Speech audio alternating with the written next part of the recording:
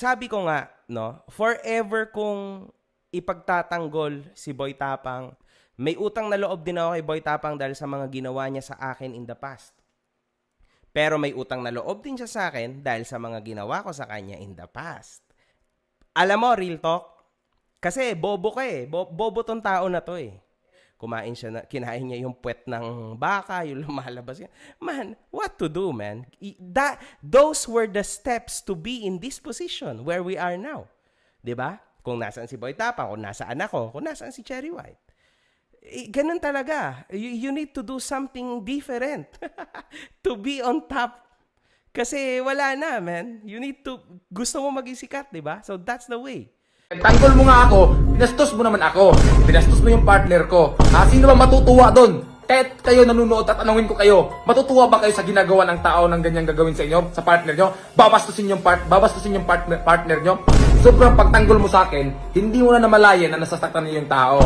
Bro, kung tunay mo akong kaibigan, nirespeto mo yung partner ko bilang isang kaibigan mo. Hindi yung tunay na kaibigan na pinakita mo sa akin, kaplastikan yan. Sobrang laki ng mata mo, ganun din kalaki ang utak mo. Real talk yan.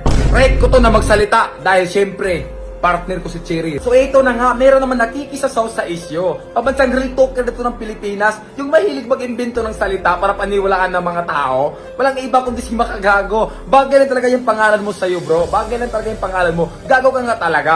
Napakalalaki mong tao. Pero, napakamaritis mo. Ang dami mong sinasabi sa amin ni Cherry. Pinalagpas ka lang namin kasi anong sabi mo nung una?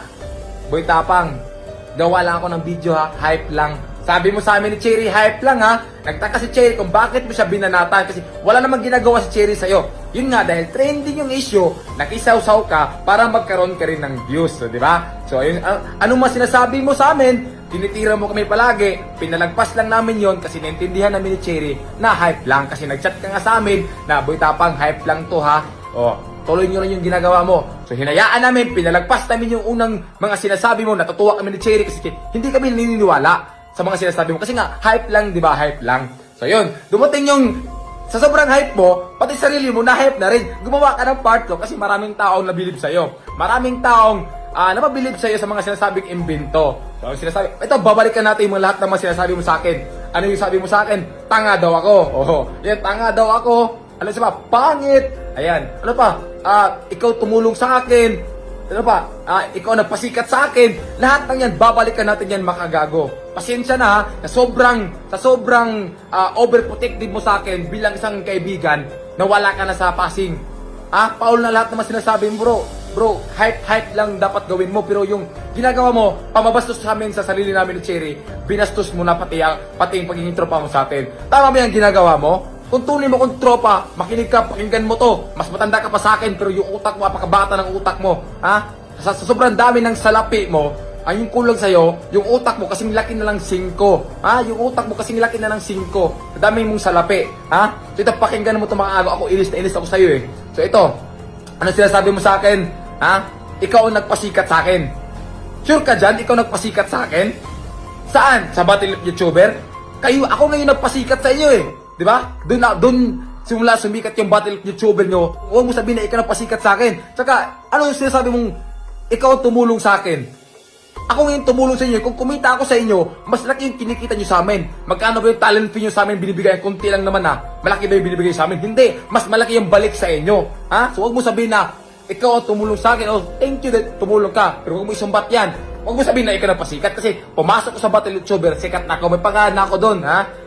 May pangalan. Hindi naman ako kunin kung di ako sikat, di ba? So huwag mo sabihin ikaw nagpasikat. So ngayon, ano pang sinasabi mo? Tanga daw ako. Tanga daw ako kasi pumatulog kay Cherry. Pumatulog kay Cherry kasi daw retokada.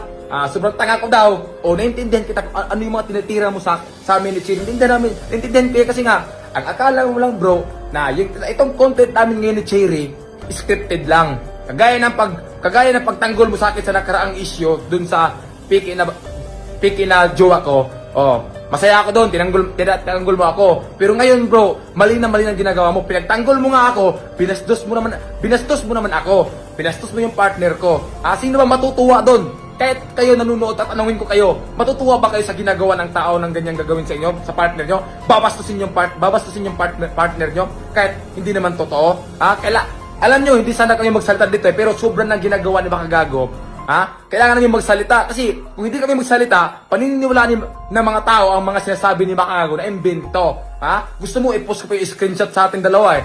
Gusto mo i-post ko yung screenshot sa atin? Na anong sabi mo? Hype lang gagawin mo? Hype na ba yung ginagawang pambasa sa mga babae? Ha? Makagago, meron ka ring asawa. Ano ka ba? Meron ka ring asawa. Kung yan gagawin ko sa'yo, babastusin ko asawa mo, matutuwa ka ba? Siyempre, hindi ka matutuwa, bro. Hindi ka matutuwa. Diba? Hindi ka matutuwa kasi asawa mo binastos. Ganun rin ang nararamdaman ko. Na binastos mo ako, binastos mo yung partner ko. Ha?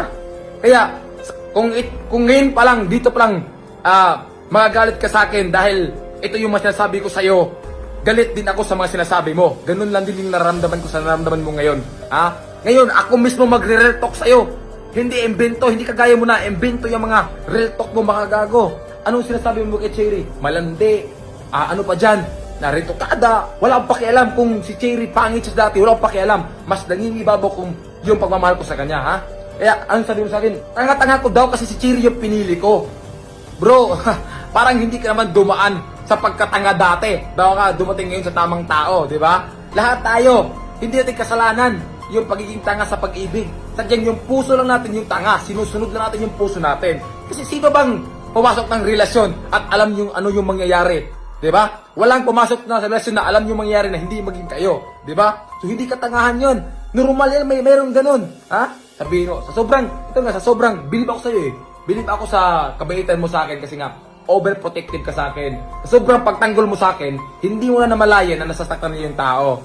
Bro, kung nirespeto mo ako, bro, kung tunay mo akong kaibigan, nirespeto mo yung partner ko bilang isang kaibigan mo. Ha? Hindi yan respeto hindi yan tunay na kaibigan ang pinakita mo sa akin. Kaplastikan yan. Lahat ng mga kaplastikan. Kasi ngayon nga, tinira mo ako eh. Kaibigan matawag dyan, tinira mo ako. Tama ba yung ginagawa mo? Ha? Sobrang laki ng mata mo, ganun din kalaki ang utak mo. Real talk yan. Ha? Kung ano na sinasabi mo sa mga tao para paniwalaan ka. Gumagawa ka ng mga invento, ng mga salita about kay Cherry. Ha? O ngayon, kinain ka rin ng social media. So kami, sinabi mo na, pera-pera lang kami ni Cherry. Anong ginawa mo ngayon? Nakikisaw-saw ka. Kasi nga, pera-pera din, di ba? For the views. Nakisaw-saw ka. Pambansang real talk ka daw eh. Pambansang maritis ka rin. Laki-laki ng katawan mo, maritis ka. Ha? So ano pa sinasabi mo sa amin? So bro, pasensyaan mo na kung ganito yung reaction ko sa kanya. Naiinis talaga ako sa'yo eh. Alam mo, naiinis talaga kasi kabastusan na yun.